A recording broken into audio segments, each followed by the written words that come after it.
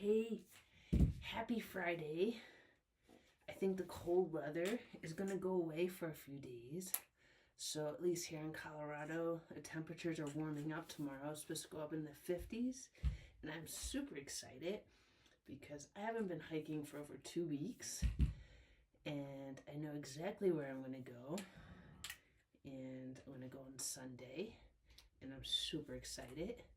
So, I'm going to talk about hiking poles. It's a little tip on hiking.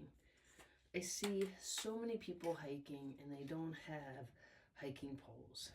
And I can't tell you the amount of times that hiking poles have saved me from serious injury and from falling really bad.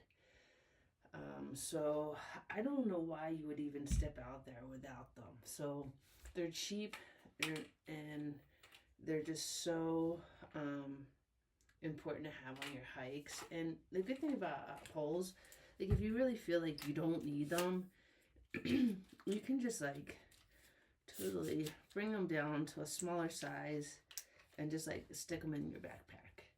But going without them is just really not a good idea, especially in Colorado with the loose dirt and the loose rocks. So be smart, use hiking poles.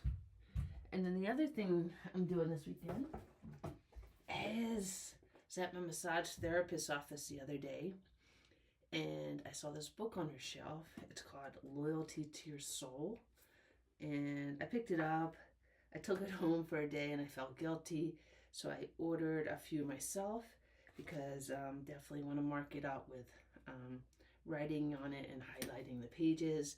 But super excited to read Loyalty to Your Soul, the Heart of Spiritual Psychology. So, alrighty. I hope you all have an amazing weekend. Enjoy the warm weather. Hopefully it's warm where you live. If not, stay warm, but stay active. You got to move it